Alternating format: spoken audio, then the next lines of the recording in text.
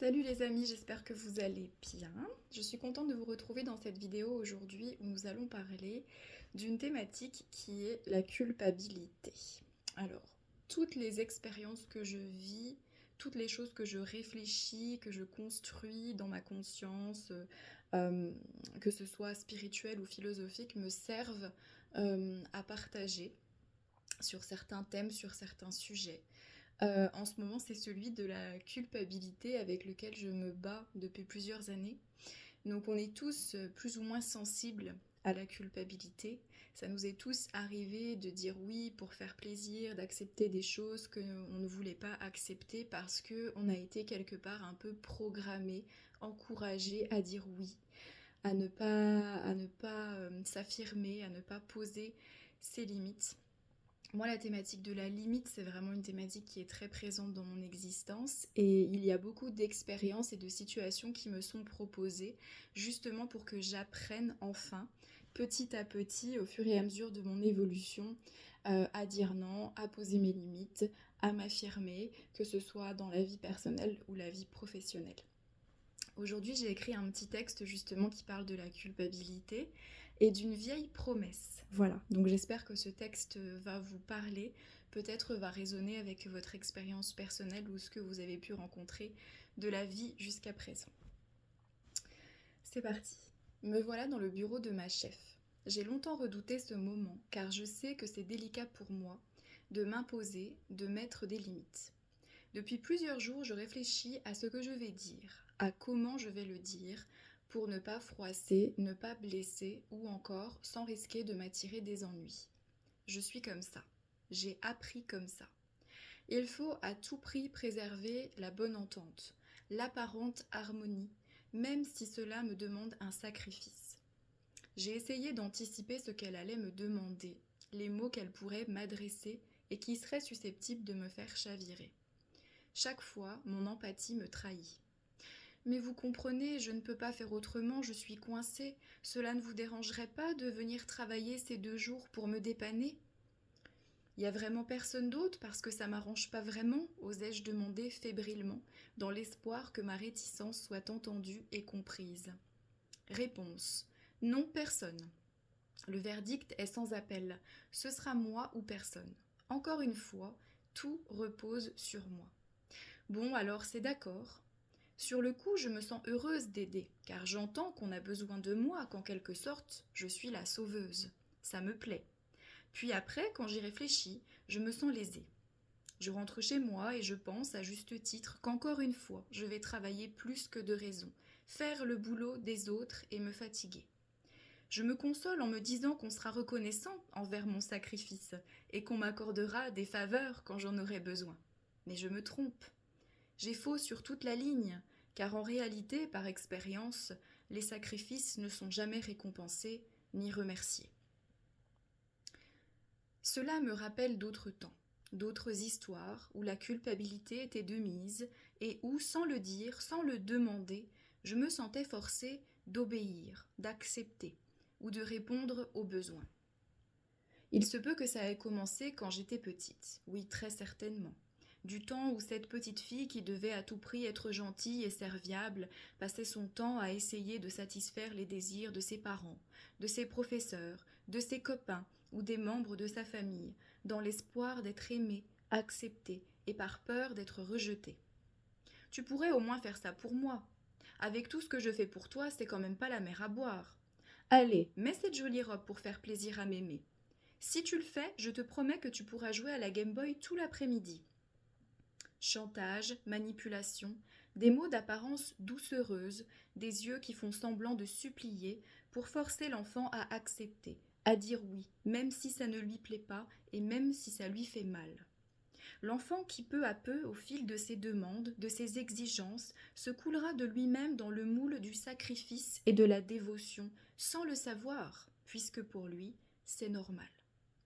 On retrouvera le même enfant des années plus tard, en face de certains hommes, dans le bureau de sa chef, qui ne sait pas dire non et qui hésite encore et toujours à s'affirmer et à poser ses limites. Ce n'est pas qu'il ne sait pas ou qu'il ne peut pas, c'est qu'au fond, il pense qu'il n'a pas le droit.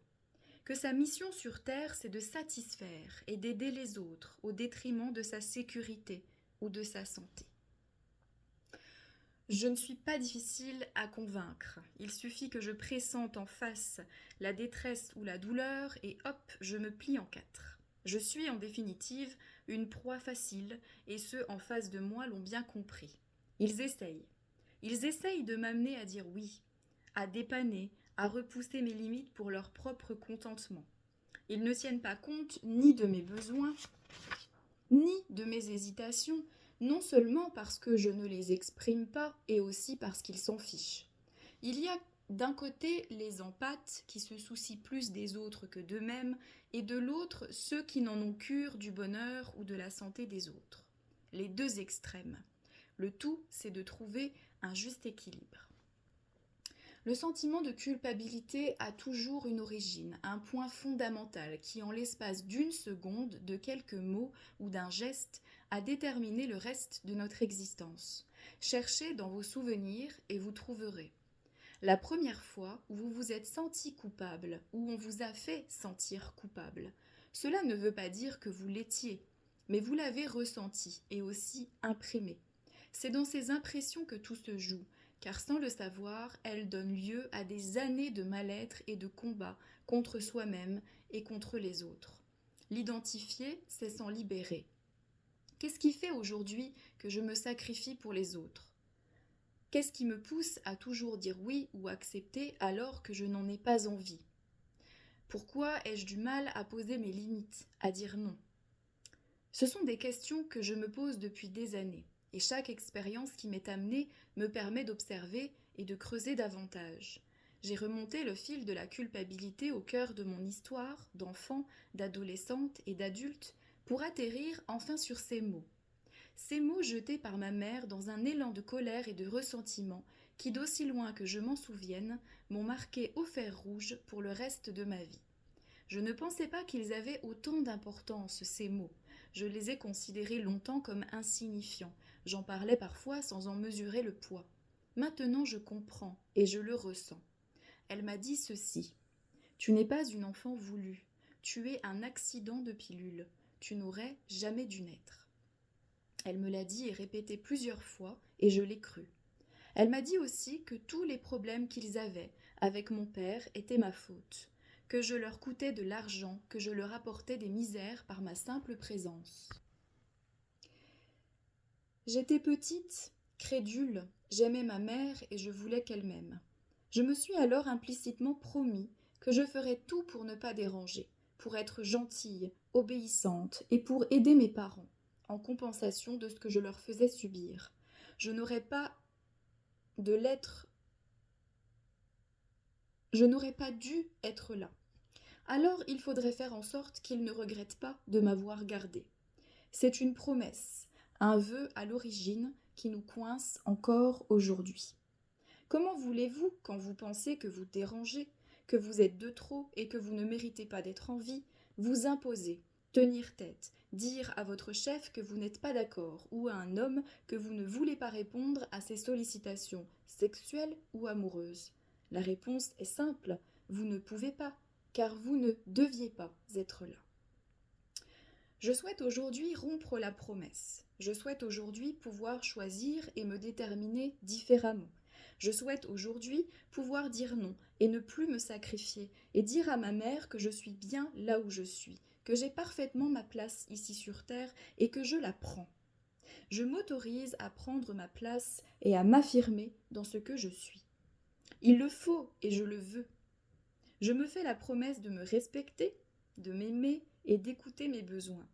Effacer l'ancien, le supprimer, l'annuler et planter de nouvelles graines, les graines du nouveau. Il est temps. Je ne suis plus une petite fille. Je suis une femme adulte, consciente et capable de parler, de dire, de m'exprimer sans avoir peur, avec confiance. Ces mots, je me les répète souvent pour me donner du courage, pour me donner le droit, dans la matérialité de l'existence, d'ancrer de nouveaux possibles, non dictés par la culpabilité, mais par l'aspiration à être soi. Le soi comme j'en ai envie, comme je sens que c'est bon et bien. Empli de ces bons mots, j'entre dans le bureau. Je tremble légèrement, mais je ne le montre pas.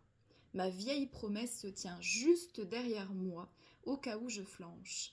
Hé hé, coucou, si tu as besoin de moi, je suis là. Tu sais que tu peux me faire confiance, je serai toujours là pour toi.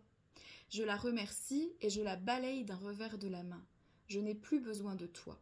Je vais me débrouiller toute seule. Je suis grande et surtout je ne risque rien. Je suis en sécurité.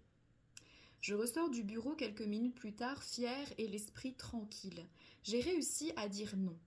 Je n'ai pas cédé. Pourtant, on a joué de la culpabilité. On a essayé, mais ça n'a pas marché.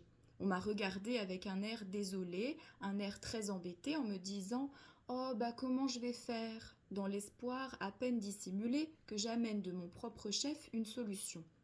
Voyant que ça ne marchait pas, on a commencé à entrer dans l'invective. Je ne vais quand même pas attendre après vous, je n'ai pas que ça à faire. Autrement dit, ce n'est pas vous qui décidez. Puis on a ressorti les violons encore un petit coup. Mais je suis restée impassible. J'ai dit non et j'ai ajouté « ce n'est pas mon problème ». J'avais bien conscience à ce moment-là que ce n'était pas ma responsabilité et que je n'avais pas à m'occuper de ça. Et oui, j'avais botté le cul à ma vieille promesse. Pour une fois, j'étais triomphante. Ça ne paraît pas grand-chose pour certains, mais pour moi c'est un grand pas, celui de ne pas céder à la culpabilité. Et je vous souhaite de goûter, que ce soit dans votre vie personnelle ou professionnelle, à la joie d'envoyer valser vos vieilles croyances, vos anciennes habitudes pour embrasser un monde nouveau, de possibles et d'expériences qui vous apporteront, je le souhaite, la preuve que vous pouvez faire et dire ce qui est juste pour vous, sans qu'un malheur ne vous arrive, sans craindre les foudres divines. Au contraire, plutôt que la perspective d'un courroux divin, la vie dans son infinie bonté vous encourage à vous déterminer, à vous affirmer tel que c'est juste pour vous, sans culpabilité et dans la confiance. Merci de m'avoir écouté, à bientôt.